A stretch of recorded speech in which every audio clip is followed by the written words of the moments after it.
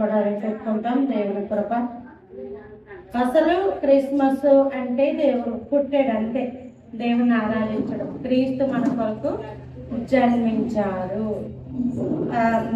మరియా యొక్క గర్భమున జన్మించిన దేవుడు యోసేపు. మరియా యోసేపుతో ప్రధానమైందంటే దేవుడే పరిశుద్ధాత్మ ద్వారా వాక్యమును గర్భమును ధరించినాడు.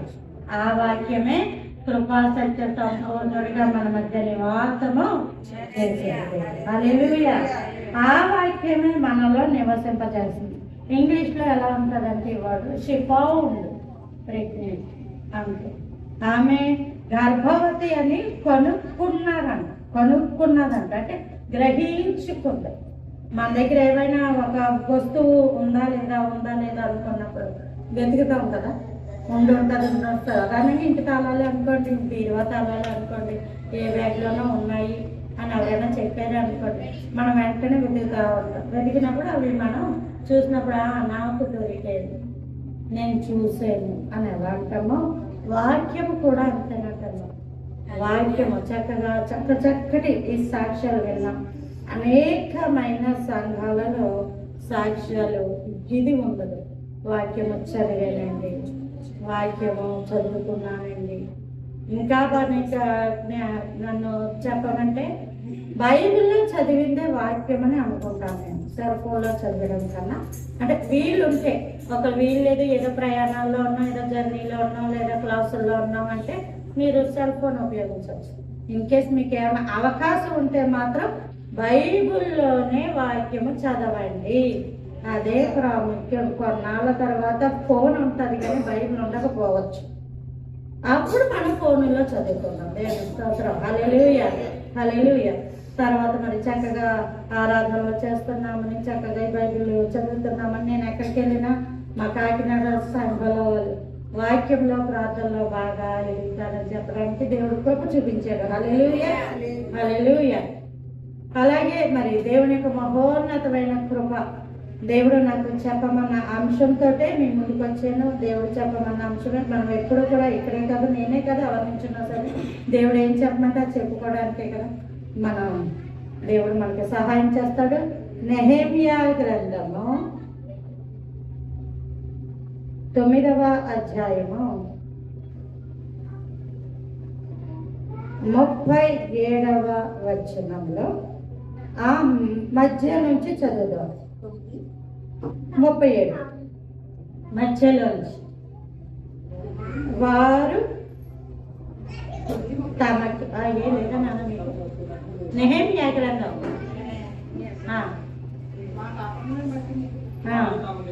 వారు తమకిష్టము వచ్చినట్లు మా శరీరముల మీదను మా పశువుల మీదను అధికారము చూపుచున్నారు, కనుక మాకు చాలా శ్రమలు కలుగుతున్నవి. దేవుడు చెప్పమన్న అంశం ఇదే. క్రిస్మస్ అంటే క్రీస్తు జన్మించాడు. క్రీస్తు ఎందుకు జన్మించాల్సి వచ్చింది అంటే మనిషి చేసిన ఈ పాపం. ఎక్కడ నుంచి చెప్పడం మా పిల్లలు? ఆదాము నుంచి చెయ్యొద్దు అన్న ఆ పని, ఆ పండు అప్పట్లో వాళ్ళకి పెద్ద ఆజ్ఞలే లేవు, అసలు ఆజ్ఞలే లేవు. ఒకే ఒక్క ఆజ్ఞ ఉంది, అది పండు తినద్దు అని. వాళ్ళు దాన్ని తేలికగా తీసుకున్నారు. ఇంత అవుతుంది అనుకోలేదు. మనం చూడండి, చాలా పెద్ద ముప్పై వచ్చిన తర్వాత అప్పుడు ఉంటాం, ఇంత అవుతుందని అనుకోలేదు. ఇంత అవుతుందని తెలుసుంటే మేము అసలు ఈ అడుగు ముందుకు వెయ్యకే పోదుము, మేము అసలు దీన్ని పట్టించుకోకే పోదుము అని అనుకుంటాం కదా. అలాగ మామూలుగా చేసింది అది. ఈ పండు తిని అని అపవాది చెప్పినప్పుడు అది తింటే ఏంటి బాగుంటుంది అనుకోవడం వల్ల వచ్చే నష్టం ఇది. అసలు లోకంలో ప్రతిదీ కూడా మనిషి ఎక్కడ తప్పు చేస్తున్నాడంటే మేము బాగుంటాం, బాగానే ఉంటాము అనుకుని అడిగేస్తారు. కానీ అది బాగోదు. అది బాగోదన్న సంగతి పాప వాళ్ళకి తెలియదు. ఆల్రెడీ ఒకళ్ళు చెప్పేసి బ్రెయిన్ బాగా క్రియేట్ చేసి ఉంచుతారనమాట. నువ్వు ఇలా చేస్తే బాగుంటావు, అలా చేస్తే బాగుంటావు, నువ్వు ఇది చేస్తే బాగుంటావు, అది చేస్తే బాగుంటావు అని చెప్పినప్పుడు ఓహో ఇలా బాగుంటామా అలా బాగుంటామా అనుకుని చేయడం వల్ల వచ్చిన పాపమే ఈ పండు తినడం. మీరు దేవదూతల వలె ఉంటారు అని అని చెప్పినప్పుడు ఉన్నది ఇంకా ఎక్కువ. ఇప్పుడు దేవదూతలట మనిషి కన్నా తక్కువ వాణిగా చేసేటట్ట దేవుడు.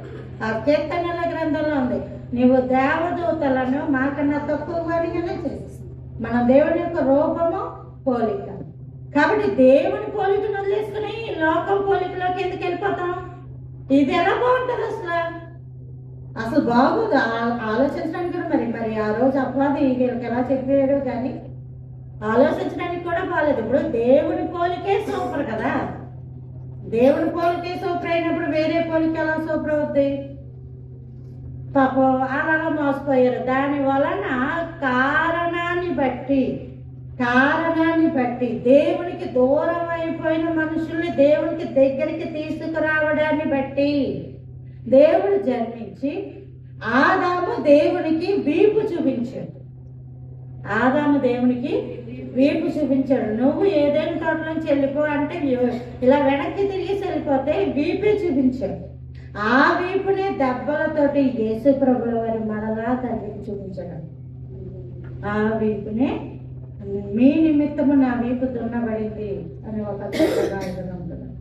కాబట్టి మనము చేసిన అంటే దేవుడికి ఏదైతే చూపించకూడదు, వీపును చూపించకూడదు. దేవుడు చెప్తున్నప్పుడు, దేవుడు మాట్లాడుతున్నప్పుడు మనం వీపుని చూపించామంటే అవిధేయత అని లెక్క, మాట వినటం లేదు అని లెక్క. అలాంటిది దేవుడు మన పట్ల గొప్ప కార్యం చేస్తే సమీపమయ్యాడు. హల్లెలూయా, హల్లెలూయా. ఈ లోపులో మానవుని యొక్క జీవితం ఏమైపోయిందంటే తమకిష్టము వచ్చినట్లు. నెహెమ్యా గ్రంథం 9:37 మధ్యలోంచి వారు తమకిష్టం వచ్చినట్లు మా శరీరముల మీద మా పశువుల మీద అధికారం చూపుతున్నారు. ఇప్పుడు ఏమైపోయింది? ఎప్పుడైతే దేవుడికి దూరం అయిపోయారో దేవుడు ఎలా పెంచుకున్నాడు? పాలతో పెంచుకున్నాడు. మట్టితోటి చేసుకున్న తర్వాత పాలు జుండుగడ్డలు ఒకదాని మీద ఒకటి పేర్చినట్టు మనిషిని చేసేసాడంట. ప్రభు కృప యోగు గ్రంథంలో మాట్లాడుతుంది. కాబట్టి అంత అల్లారు ముద్దుగా పెంచుకున్న మనిషికి ఇప్పుడు సాతానుడు మనిషి మీద అధికారాన్ని పొందుకొని ఏం చేశాడు? ఆ అధికారాన్ని మంచికి ఉపయోగించలేదు. ఎందుకంటే దేవుడే మంచివాడు, యెహోవా మంచివాడు కదా. నహూము 1:7 యెహోవా ఉత్తముడు అని మనకి తెలుగులో ఉంటుంది. హీబ్రూలో అయితే యెహోవా మంచివాడు అని ఉంది. తోబు 50 అంటారు అక్కడ. తోబు 50 యెహోవా మంచివాడు. అపవాది మంచివాడు కాదు, వాడు కీడు సంబంధి, వాడు అబాధికుడు, వాడు దుర్మార్గుడు, వాడు నాశనం చేయడానికి వస్తాడట. దొంగతనమును హత్యను నాశనమును చేయడానికి వస్తాడు. వాడు వచ్చిన వాడు ఎప్పుడైతే ఈ మనిషి మీద, దేవుని మీద కాదు, దేవుని పోలిక మీద అధికారాన్ని పొందుకున్నాడు. ఈ మాట మీకు అర్థమయ్యా? దేవుని మీద వాడికి అధికారం లేదు, దేవుని యొక్క పోలిక మనమే. ఎక్కడో ఆదికాండం 1:26 మన పోలికలో మన స్వరూపంలో నరులను చేయుదుము అని దేవుడే చెప్పాడు. కాబట్టి ఈ పోలిక మీద అధికారాన్ని పొందుకున్నాడు. ఆ అధికారాన్ని పొందుకుని వాడు ఏం చేస్తాడట? తమకిష్టం వచ్చినట్టు, వారికి ఇష్టం వచ్చినట్లు. అది ఎలా ఇష్టం? ఇప్పుడు చిన్నపిల్లలు ఉంటారు, మా అన్నయ్య పిల్లలు ఇచ్చి అమ్మ మీ ఇష్టం అన్నారనుకో, ఏమన్నా పెట్టమని అర్థం, లేదా జల్లేయమని అర్థం, లేదా స్నానం చేయించమని అర్థం, ఇంకేమో ఒంటి శుభ్రం అన్న చేయించమని అర్థం, ఏమన్నా మంచి ఐటమ్స్ పెట్టండి అని అర్థం. అది గిల్లేండి, రెక్కండి, కొరికండి, కొట్టేయండి అని మనం అధికారానికి అని చెప్పాం కదా. ఇక్కడ మీకు అర్థమైందా? దేవుని పోలిక మనమే. మన మీద సాతానుడు మంచి చేయడానికి అధికారం పొందుకోలేదు, ఆహారం పెట్టడానికి పొందుకోలేదు, ఆహారం లాక్కోవడానికి పొందుకున్నాడు, మహిమను లాక్కోవడానికి పొందుకున్నాడు, ఆరోగ్యాన్ని లాక్కోవడానికి పొందుకున్నాడు, ఆర్థికపరమైన దీవెనను తీసేసుకోవడానికి అధికారాన్ని పొందుకున్నాడు. అందుకే ఇక్కడ అంటాడు, వారు తమకిష్టము వచ్చినట్లు మా శరీరముల మీదను మా పశువుల మీదను అధికారం చూపుతున్నారట. కనుక మాకు చాలా శ్రమలు కలుగుతున్నాయి. ఇప్పుడు ఎప్పుడైతే అపవాది అధికారం వాడి దగ్గరికి వెళ్ళిపోయిందో, వాడు ఏం చేస్తాడంటే మన శరీరాలను మాత్రమే కాదు పశువుల మీద కూడా అధికారాన్ని పొందుకోవడం వల్ల మనకి శ్రమలు వచ్చి, ఈ మాటలు మీరు అర్థం చేసుకోండి. శ్రమలు వచ్చి మనకి శ్రమలు వచ్చి దేవుని కృప. కాబట్టి ఇప్పుడు ఏం చేయాలంటే, యేసు ప్రభుల వారు భూమి మీద జన్మించిన తర్వాత, ఆయన జన్మించి ప్రాణాలను అప్పగించిన తర్వాత ప్రభుల వారి చోట మరి లోకాధికారి వచ్చుచున్నాడు అని చెప్తుంది. ఇప్పుడు మత్తయి సువార్త 28వ అధ్యాయము 18వ వచనం. మత్తయి సువార్త 28వ అధ్యాయం 18వ వచనం. అయితే యేసు వారి వద్దకు వచ్చి పరలోకమందున భూమి మీదను నాకు దేవుని స్తోత్రం, హల్లెలూయా. ఎప్పుడైతే అపవాది ఈ శరీరముల మీదను పశువుల మీదను అధికారాన్ని పొందుకున్నాడో, ఇప్పుడు ప్రభుల వారు వచ్చి వాడు దొంగిలించిన అధికారాన్ని దేవుడు తీసుకున్నాడు. హల్లెలూయా, హల్లెలూయా. యేసు ప్రభువు ఎందుకు జన్మించాడు? మన బ్రతుకుల్లో, చీకటి గల మన యొక్క బ్రతుకుల్లో వెలుగు నింపడానికి. ఆ వెలుగుతో ఉన్న బ్రతుకుల్లో ఇప్పుడు దేవుడు ఏం చెప్తున్నాడంటే, నీ మీద దేవునికి అధికారం ఉంది. హల్లెలూయా, హల్లెలూయా. స్కూల్కి వెళ్ళినంత సేపే మన పిల్లల మీద స్కూల్లో టీచర్కి అధికారం. ఒక్కసారి బ్యాగ్ వేసుకొని కాంపౌండ్ దాటేసి మన దగ్గరకు వచ్చేసారు అనుకో, ఇంటి టీచర్ వెనకాల నుంచి ఇంత బెత్తం పట్టుకుని వచ్చేసి మనమే అడ్డుకుంటాం. నీకు సంబంధం లేదు, అది స్కూల్లో ఉన్నంతసేపు. ఎప్పుడైతే వాళ్ళ యొక్క పేరెంట్స్ వచ్చేస్తారో, వాళ్ళ యొక్క తల్లిదండ్రులు వస్తారో, ఇంక పిల్లల మీద ఏమైపోద్దంటే ఆ టీచర్కి అధికారం ఉండదు. ఏదైనా అయితే చెప్పాలి అంతే. ఏదైనా అయితే నాకు చెప్పండి అంటారు, వాళ్ళు ఏదో చెప్తారు, అలాగంటే మేము చూస్తామండి అంటామే, కానీ మనం ఒక దెబ్బ పడ్డానికి అవకాశం ఇస్తామా? ఏమో. ఇప్పుడు ఎలాగైందంటే, బంధించబడిపోయిన మనలను, బంధకాల్లో ఉన్న మనలను దేవుడు ఏం చేశాడంటే అధికారాన్ని విరగొట్టాడు. హల్లెలూయా, హల్లెలూయా. క్రిస్మస్ అంటే మనం చాలా సంవత్సరాలుగా అన్ని చెప్పుకుంటూ వస్తున్నాం. ఈ సంవత్సరం ప్రాముఖ్యంగా దేవుడు చెప్పుతున్న మాట ఇది చెప్పమని పంపించారు. వాక్యానికి క్రిస్మస్ కు సంబంధము లేదు ప్రభు అంటే, కాదు కాదు, నేను అధికారాన్ని తీసేశాను. హల్లెలూయా, హల్లెలూయా.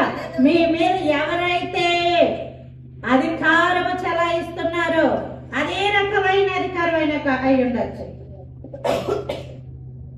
మనం కొన్ని అధికారాలు చెప్పగలుగుతాం, కొన్ని చెప్పలేం. మొహమాటం పడతాం, దురభిమానం అనుకుంటాం. ఇది నా పని, నేను చెయ్యకపోతే ఇంకెవరు చేస్తాం అనుకుంటాం. నేను అలా చేసుకుని నేను మోసపోయాను. బోలెడంత విస్తారమైన పనిపాట్లు భారము వచ్చినప్పుడు, అయ్యో నేనే కదా చెయ్యాలి అనుకున్నాను. కానీ ఆ వెనకాల ఉన్న మోసం నాకు సంవత్సరానికి అర్థమైంది. ఆ సంవత్సరం నుంచి విడుదల గురించి ప్రార్థిస్తే ఈ సంవత్సరానికి విడుదల వచ్చింది. హల్లెలూయా, హల్లెలూయా. నేను చెప్పాను అప్పుడు, నాకు ఒక కళ వచ్చిందని. ఆ కళలో నేను వంటగదిలో ఉల్లిపాయలు వలుసుకుంటున్నాను. ఇలా మైపట్టు చాలా మంది వచ్చి, ఇదేరి అసలు ఆ పాస్టర్ గారు ఏరి, దైవ సేవకురాలు అని అంటుంటే నేను ఉల్లిపాయలు వలుసుకుంటున్నాను. అమ్మగారు మిమ్మల్ని బయటకు పిలుస్తున్నారంటే, ఎందుకమ్మా ఎందుకు అని చెప్పి నేను ఉల్లిపాయ పట్టుకుని అక్కడికి వచ్చి వాళ్ళతో మాట్లాడుతూ వచ్చేసుకుంటున్నాను. అంత పనివారం ఉండేది. అప్పుడు మీరు ఒక మాట చెప్పండి అంటే నేనేం చెప్పాలని ఆకాశం వైపు అలా చూస్తే దేవుడు చెప్పాడు, ఐగుప్తు అధికారం నుండి నిన్ను విడిపించి. పనుల భారం అన్నది ఐగుప్తు అధికారం అంటే అది అసలు దేవుడు పెట్టలేదు అంత పని. అందుకే నేను అప్పటి నుంచి స్త్రీలకి ప్రాముఖ్యంగా ఇదే చెప్తున్నాను. మీరు ఇంటిలో పనులు పెట్టుకోండి, ఇంట్లో పనులు చేయడం దేవుడి కృపే. ఐగుప్తు పనులు చేయకండి. దేవుని స్తోత్రం, హల్లెలూయా. వెట్టి చాకిరి, ఐగుప్తు పని ఏంటన్నా వెట్టి చాకిరి, బానిసత్వం, జీతం లేని పని. ఆ పనికి మెప్పు ఉండదు, ఆ పని ఎవరు అంగీకరించరు, ఆ పని గొప్పదని ఎవరు చెప్పరు. కానీ అది చెయ్యకపోతే మాత్రం అవదు. ననమికి మాట్లాడిపోతున్నాయా? పశువులు మనుషుల్లా కాదు, పశువుల్లాగా. అది ఎవరైనా కొట్టారంటే ఏమంటారు, గొడ్డును కొట్టినట్టు కొట్టారండి. ఒక పశువులా మాట్లాడారండి, ఒక ఏంటది తక్కువగా మాట్లాడారండి అని మనం చాలా బాధపడుతూ చూడండి. దేవుడు ఏం చెప్తున్నాడంటే, ఈ రోజు క్రిస్మస్ కి ఇచ్చిన వాగ్దానం మన సంఘంలో ఆరాధన చేస్తున్నప్పుడు అదే అన్నాడు దేవుడు, అధికారము తీసేస్తున్నాం. అదేం అధికారం? సాతానుడు తమకిష్టం వచ్చినట్లు చేసే అధికారం అంట. అదేగా చదువుకున్నాం నెహెమ్యా గ్రంథం 9:37. వారు తమకిష్టము వచ్చినట్లు ఏమని చదివానా? వారు తమకు ఇష్టం వచ్చినట్లు మా ఎడల, మా శరీరముల మీదను, మా పశువుల మీదను చేస్తూ వస్తున్నారు. కనుక మాకు ఏమొచ్చాయి? శ్రమలు వచ్చాయి. ఇష్టం వచ్చినట్లు అండలం చెప్తున్నాడు. వారు తమకి ఇష్టం వచ్చినట్లు చేస్తున్నారు. ఎవడో చేస్తున్నాడు? అపవాది. ఈ మాటలు గుర్తు పెట్టుకోడు. అపవాది ఇష్టం వచ్చినట్లు చేస్తా ఉన్నప్పుడు ఆ అధికారమును కొట్టివేసేదే క్రిస్మస్. హల్లెలూయా, హల్లెలూయా, హల్లెలూయా. ఏమీ లేదు, ఏదో పెద్ద వయసు ఉన్న వాళ్ళు అంటారు, ఎవరికైనా పిల్లలు పుట్టారు అనుకోండి, బాబు నువ్వు నన్ను చూస్తావా, నా చీర కొని పెడతావా? ఒక ఆవిడ అంటుంది మొన్న, నీకు ఉద్యోగం వచ్చాక మొట్టమొదటి నాకే చేతి అంటది. ఉయ్యాల్లో ఉన్న పిల్లల్ని ఉయ్యాల్లో ఉన్న పిల్లల్ని అంటుంది, నేను నిన్ను ఉయ్యాల్లో వేసాను కాబట్టి నీకు ఉద్యోగం వచ్చాక మొట్టమొదటి చేతంతో నాకే చేరుకొని పెట్టని ఒక పెద్ద ఆవిడ అంటుంది. నేను అనుకున్నాను, అతను ఉద్యోగం వచ్చేటప్పుడు నువ్వు ఉంటావు అసలు ఏమో చీర కోసం బతికెత్తదేమో. హల్లెలూయా, ప్రభా నాకు ఆవిడ చేరెత్తానండి అందుకని బతికెత్తదేమో. అంటే మనుషుల యొక్క అధికారం ఎలా ఉంటుందంటే, ఉయ్యాల్లో ఉన్న బాబుని చూసేటప్పటికే అది మామూలుగా అటకారం, సరదాగా లేదా చమత్కారంగా అనుకోండి. మనిషి యొక్క ఆలోచన నేను చెప్తున్నా. ఆ ఉయ్యాలన్న ఆ బాబుకి సంపాదించే సామర్థ్యం రావాలంటే కనీసం 19, 20, 25, 27, 30 ఇంకా అప్పటి నుంచే మెల్లగా, లేకపోతే 15 నుంచి మెల్లగా సంపాదిస్తూ ఉంటారు. ఏదో ఇంటిలో కుటుంబానికి తోడు నీడగా వేడి నీళ్ళు చన్నీళ్ళు. అప్పటి నుంచి అంటే సుమారు 15 సంవత్సరాల ముందుది ఈవిడేం చేస్తుంది? అధికారం ఉన్నదా అగ్రిమెంట్ చేయిస్తుంది. అధికారం ఉన్నదా అగ్రిమెంట్ చేస్తుంది. నాన్న ఈ మాటలు మీకు సాతానుడు దేవుడు మన మీద చాలా ఆశ పెట్టుకున్నాడు. మనం అంటాము అంత నేను నెరవేర్చలేనని నేనే అనేసుకున్నాను నా జీవితంలో. నా జీవితం ఇంతవరకు వస్తుందని అనుకోవడమే చాలా కష్టమైంది. కానీ దుష్టుడు అనుకున్న ఆలోచన మాత్రం బలవంతాన రుద్దేలు అనుకుంటాడట. బలవంతాన అందుకే వెళ్ళిపోకుండా కాళ్ళకి, చేతులకి, మన ఆత్మకి, మన యొక్క ఆలోచనలకి, ఊహకు మించి ఆలోచించే ఆలోచన కూడా మనకి రాదు. ఊహకు మించి ఆలోచించే ఆలోచన కూడా మనకి రాదు. అంత భయంకరంగా ఆలోచనలను సైతం కట్టుబడేస్తా ఉంటాడు. తమకిష్టం వచ్చినట్లు చేస్తా ఉంటుంటాడు. దేవుడు ఈ రోజు ఏమంటున్నాడంటే మత్తయి సువార్త 28:18 వచ్చాం కదా మనం, నాకు భూమి మీదను సర్వాధికారం ఇవ్వబడింది, పరలోకమునందును భూమి మీదను నాకు సర్వాధికారం ఇవ్వబడి ఉంది. హల్లెలూయా. క్రిస్మస్ అంటే ఏంటంటే మనకు రక్షకుడు జన్మించాడు. మన కొరకు, నా కొరకు రక్షకుడు దావీదు పట్టణం అందు జన్మించాడు అని ఆ రోజు ఎలా అయితే దేవదూత ఈ గొర్రెల కాపురులకి మాటలు ఎలా అయితే ప్రకటించాడు, ఏతల్లి ఈ రోజు మన కొరకు ఒకరు జన్మించాడు. పుట్టినప్పుడే ఆశ పెట్టుకున్న ఈ యొక్క లోకం ఆ వ్యక్తి ప్రయోజకుడయ్యాడు. 30 సంవత్సరాల వయస్సు ప్రాయం వచ్చాక బోధింపనారంభించను అని లోకాసు వార్తలో ఉంది. ఆయన బోధించడం ఆరంభించాడు, అద్భుతాలు చేయడం ఆరంభించాడు, మృతులను లేపడం ఆరంభించాడు. అంత మాత్రమే కదా, రాబో కాలం అంటే ఎవరు? మనమే. రాబో కాలమైన మన కొరకు ఆయన సిలువలో చనిపోయి సాతానుడికి ఇష్టం వచ్చినట్లు చేసే సాతానుడు, ఇష్టం వచ్చినట్లు చేసే సాతానుడు. మనం ఎవరికైనా ఏమైనా వస్తువు ఇచ్చామనుకోండి, ఇష్టం వచ్చినట్టు వాళ్ళు చేసేసుకుంటున్నారు అనుకోండి, ఇంకేమంటాం మనం? ఇంకా వాళ్ళకి ఇచ్చేసాం కదండి, ఇంకా ఇష్టం ఏమంటాం? వాళ్ళకి ఇచ్చేసాం కదండి, ఇంకా ఇష్టం. మా ఇంట్లో ఇంకోసారి ఇవ్వకూడదని అనుకుంటాం, బయట చెప్పాలంటే దేవుని స్తోత్రం. హల్లెలూయా. మరి ఎప్పుడు ఇవ్వకూడదు అనుకుంటాం, ఎందుకంటే ఒకసారి పడ్డాం కాబట్టి ఇంకెప్పుడో ఇచ్చి ఉద్దేశం. అలాగే సాతానుడు ఇష్టం వచ్చినట్లు చేసేసే మన శరీరాలను దేవుడు ఏం చేశాడు తెలుసా? ఇక్కడే కాదు, పరలోకం మీదను భూమి మీదను నాకు సర్వాధికారము. హల్లెలూయా, హల్లెలూయా, హల్లెలూయా. మన జీవితాలలో అధికారము దేవుడు తీసుకొని సాతాను నుంచి మనల్ని విడిపించాడు. హల్లెలూయా. చూడండి, కొలస్సీయులకు రాసిన పత్రిక 1వ అధ్యాయము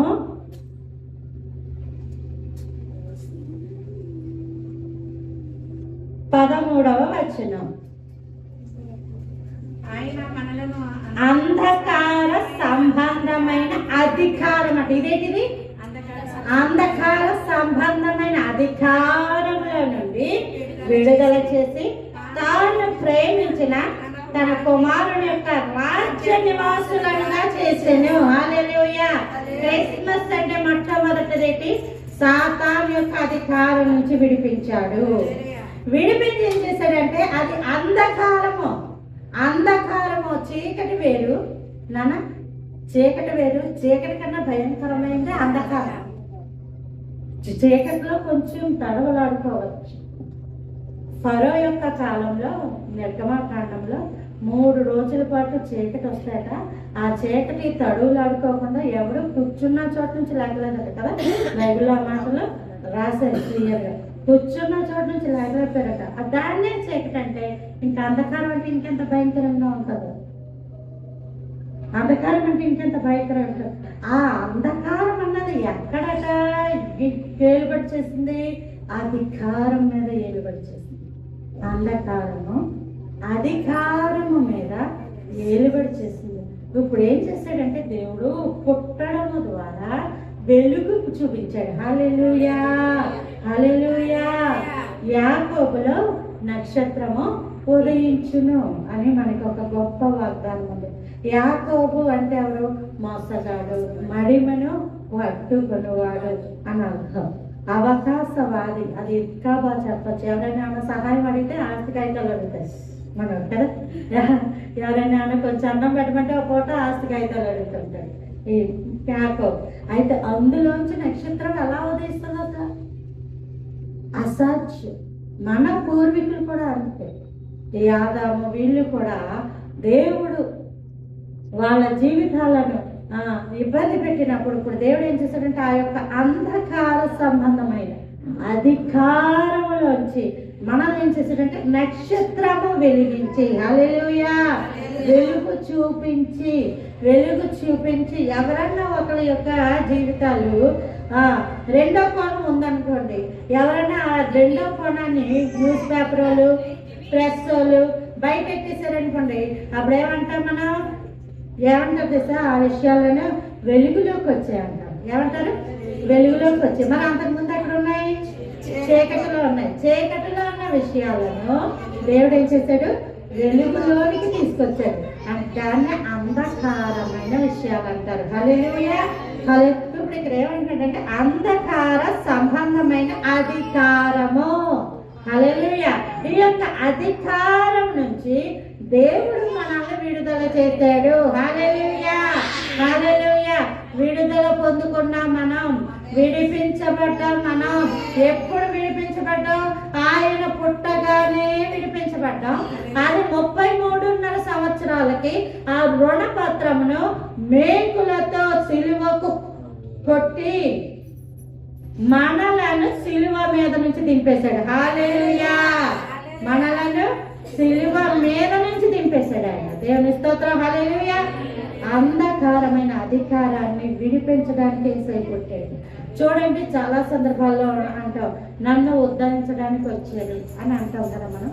నన్ను ఉద్ధరించడానికి వచ్చాడండి అని అంటారు. కానీ ఎవరు అంతవరకు ఉద్ధరించారో మనకు తెలియదు. కానీ దేవుడు మాత్రం మన జీవితాలను ఉద్ధరించడానికి వచ్చాడు. అంధకార సంబంధమైన అధికారం ఇది. అంటే అధికారాన్ని చలాయించకుండా నీ కళ్ళకి గురుడితనం అవార్డు పెట్టేస్తాడు. అప్పుడు ఏమనుకుంటాం అంటే ఇది ఇంతే, ఇంకిది ఇంతే, ఇంక ఈ పరిస్థితి ఇంతే, ఇందులోంచి రాలేమో బయటికి, ఇంకిది ఇంతే అనేసుకుంటాం. దేవుడు ఏం చేశాడంటే అంధకార సంబంధమైన అధికారాన్ని విడుదల చేసి ఆయన రాజ్య నివాసులుగా చేశాడు. హల్లెలూయా. ఇప్పుడు జైల్లో ఉన్న అతన్ని విడిపించి జైలర్గా ఎలా చేయగలరు? మీకు అర్థమైంది పాయింట్? జైల్లో ఉన్నది మనమే విడిపించబడ్డాం. మళ్ళీ పోలీస్ డిపార్ట్మెంట్లో మళ్ళీ మన జాబు ఎలా ఇస్తారు? ఎంత అసాధ్యం అది. దేవుడు విడుదల చేసి వెళ్ళిపోండమ్మా అన్నాడు, వెళ్ళిపోండమ్మా అన్నాడు. విడుదల చేసేవన్నాడంటే ఆయన రాజ్యానికి మనల్ని హక్కుదారులుగా చేశాడట. హల్లెలూయా. విడుదల చేయడమే ఒక రకమైన దీవెన అయితే, ఇప్పుడు మనం ఏ పరిస్థితిలోంచి వచ్చామో ఆ పరిస్థితి మీద అధికారము. హల్లెలూయా, హల్లెలూయా, హల్లెలూయా. ఇప్పుడు నేను అనేకమైన చేతబడులు పడ్డాను, దయ్యాలతో పడ్డాను. ఈరోజు ఎక్కడికైనా ఏదైనా ఎవరికైనా ఇబ్బంది వచ్చిందనుకో వెంటనే ఫోన్ ఎవరికి వస్తుంది? నాకు వస్తుంది. పలానా వాళ్ళు ఇలా తేడాగా ఉన్నారండి, అలా ఉన్నారండి అన్నప్పుడు నాకే భయం అమ్మా అని అంటామా? అన్నా. ఇప్పుడు ఏమంటాం? నాకు నీ సంగతులు తెలుసు. దేవుని స్తోత్రం. హల్లెలూయా. ఎందుకంటే పడి వచ్చామేమో, నాకు తెలుసులేమో అంటున్నాం. దేవుని స్తోత్రం. హల్లెలూయా. దేవుడు అంధకార సంబంధమైన అధికారాన్ని నుంచి మనల్ని విడుదల చేసి ఆయన రాజ్య కుమారులుగా ఉంచాడు. ఓకే తల్లి. కొరింథీయులకు రాసిన 2వ పత్రిక, తల్లి కొరింథీయులకు రాసిన 2వ పత్రికలో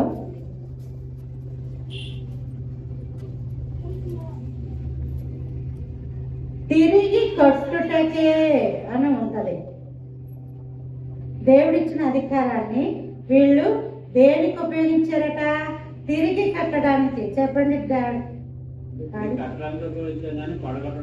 కాదు.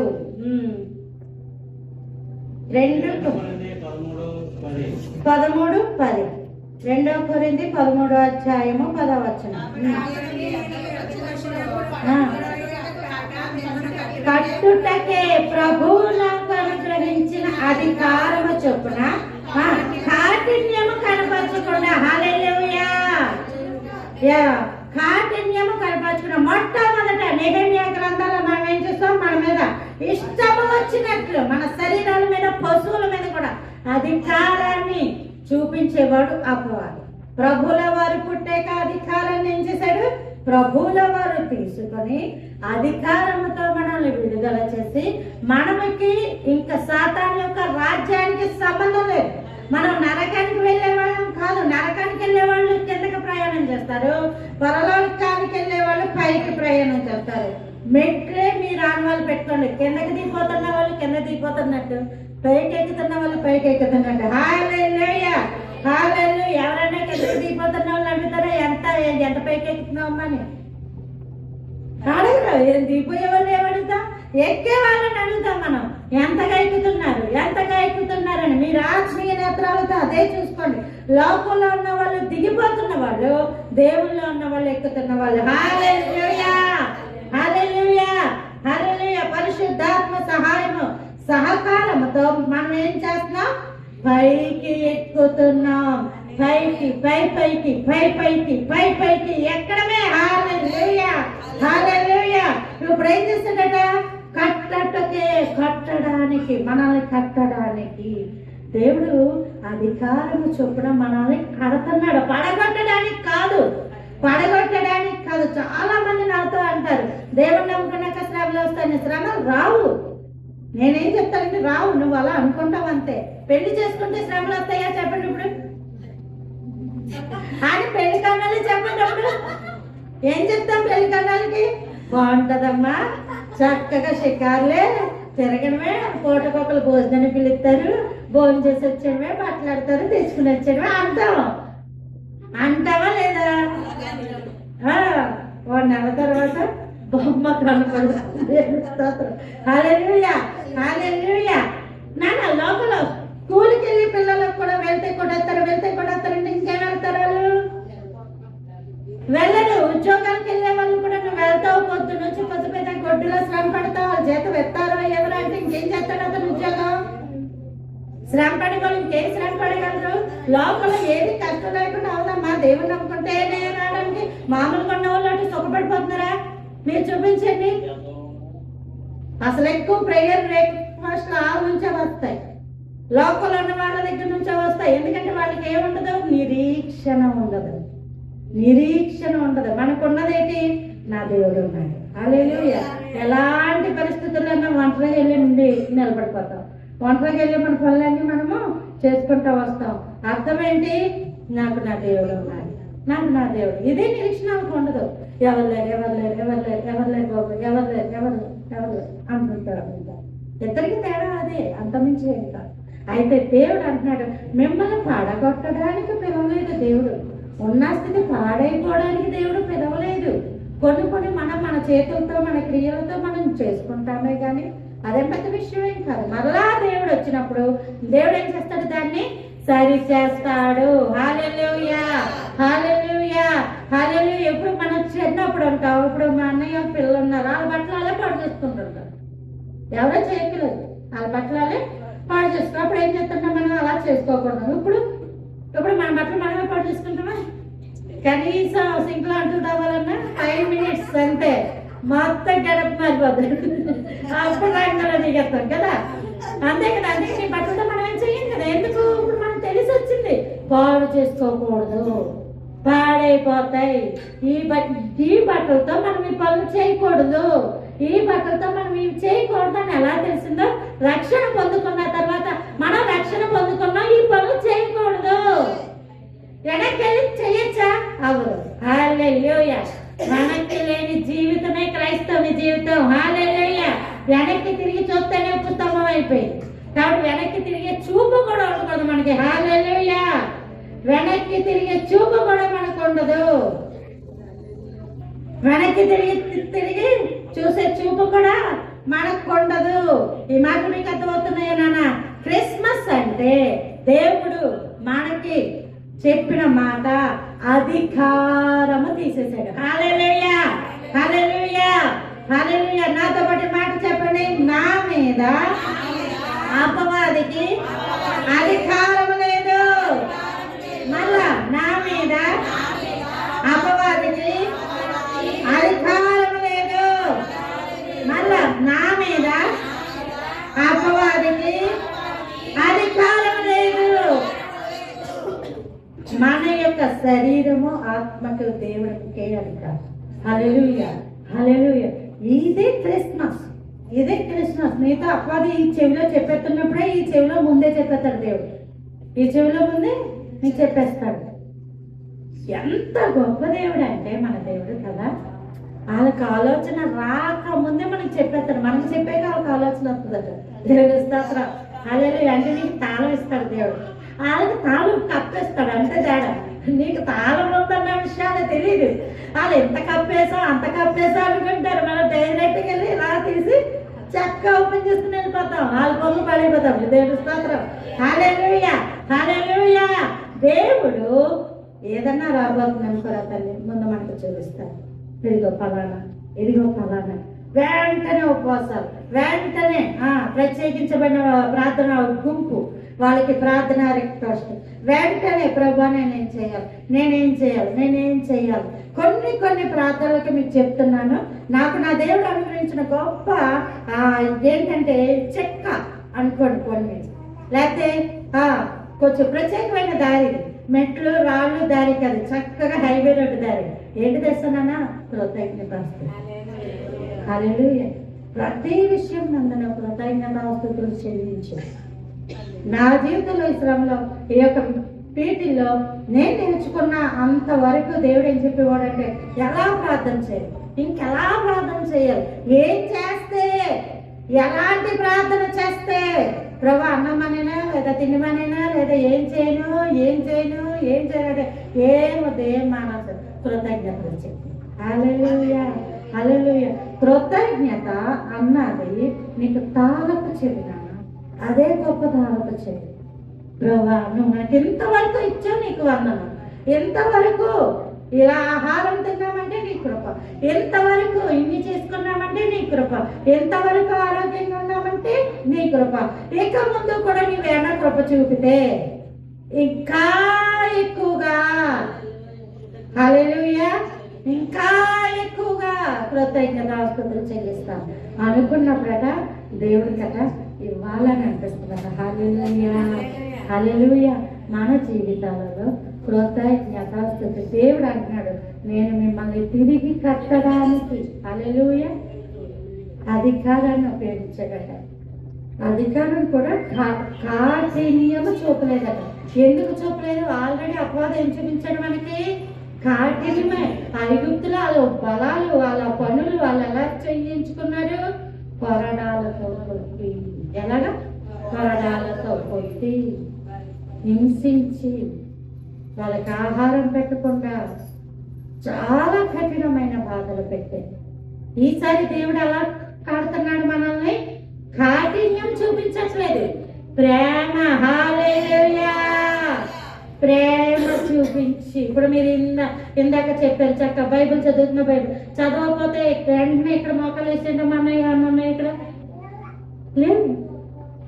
అయినా సరే మరి మీరు ఎందుకు చదువుతున్నారు? ఇదే చదువు మనం చదవలేదు, చదువుతున్నప్పుడు నిజంగా అప్పుడే ఎలా పుస్తకం పెట్టేసారు చదివితే సెంట్రల్ గవర్నమెంట్ జాబ్లో ముందు మేము బ్యాంక్ ఎగ్జామ్స్ వీటిల్లో గ్రూప్ వల్ల ఏదో కొట్టద్దు కదా. మరి ఇప్పుడు ఎలా చదువుతా? అప్పుడు పుస్తకాలు తీయండి తీయండి తీయండి అని చెప్పి ఎందుకు తీయలేదు? ఇప్పుడు ఎలా చేస్తున్నారు బైబిల్?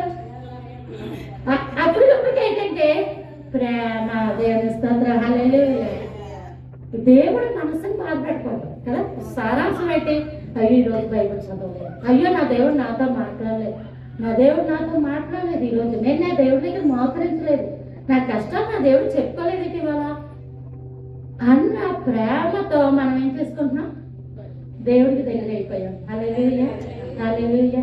మీరు ఎంతగా దేవుడికి దగ్గర అవుతే నాకు గొప్ప దైవ సేవకులు చెప్పారు ఒక మంచి మాట.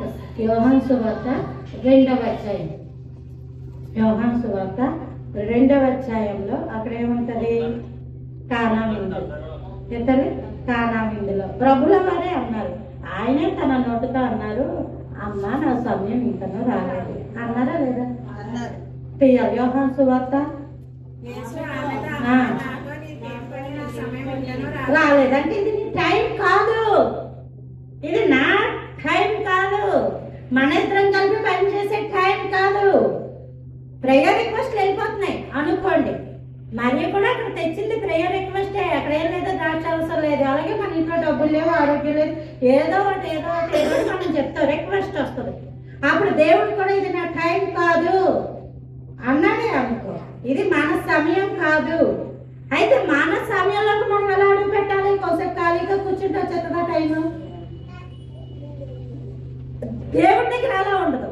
లోపల ఇప్పుడు సాయంకాలం 6ంటికి ఏదో ట్రైన్ ఎక్కాలి అనుకోండి అమ్మ, 6ంటికి కొంచెం ఖాళీగా ఉంటే 6ంటి వరకు ఖాళీగా ఉండి ఎక్కచ్చు. దేవుడి దగ్గర కొన్నప్పుడు మనం ఆ సమయాన్ని ముందుకు తేవచ్చు. హల్లెలూయా! 6 తెచ్చేయచ్చు అనమాట.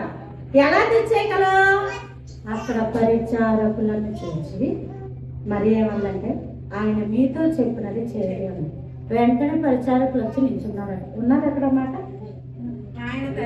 యూదుల శుద్ధీకరణ ప్రకారం ఆయన తల్లి పరిచారకులను చూసి ఆయన మీతో చెప్పినది చేయుడి అన్నాడు. ఎప్పుడైతే ఆయన మీతో చెప్పినది చేయండి అన్నారో ఈ పరిచారకులు వచ్చి అక్కడ నిల్చున్నారట. ఇంకా దేవుడు ముందు పరిచారకులు. వెంటనే దేవుడు ఏం చేశాడు? పని చెప్పడం మొదలుపెట్టింది. హల్లెలూయా!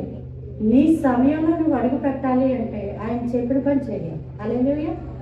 ఆయన చెప్పిన పనిలో మొట్టమొదటి పని ఏంటంటే ప్రతి విషయం అందులో కృతజ్ఞతాస్తుతులు చెల్లించు. హల్లెలూయా! హల్లెలూయా! ఎంతవరకు ఆరోగ్యం ఇచ్చావు నీకు వందనాలు, ఎంతవరకు నీ ప్రాంతాలు తిరగడానికి కృప చూపించావు వందనాలు, ఎంతవరకు ఇంత పని చేసుకోవడానికి కృప చూపించావయ్యా నీకు వందనాలు, నీకు వందనాలు అని ఇచ్చిన వాటి అన్నిటి గురించి నువ్వు చెప్పు. కృతజ్ఞతలో ఆయన సమయం ఆటోమేటిక్గా వచ్చేస్తుంది. హల్లెలూయా! హల్లెలూయా! మళ్ళా చెప్తాను, క్రిస్మస్ సాతాను యొక్క అధికారాన్ని కొట్టేసింది. హల్లెలూయా! మీ మీద సాతాను యొక్క అధికారం కొట్టేసింది. ఏవైతే ఉండొచ్చు అది మన ఒంటి మీద ఉండదు. హల్లెలూయా! రిపోర్ట్ ఎక్కడ ఉంటుంది కానీ దానికి మనకి దానికి ప్రత్యక్షమైన సాక్ష్యమే మా అమ్మగారు. రిపోర్ట్ అలా ఉంది కానీ ఇక్కడ సంబంధం లేదు.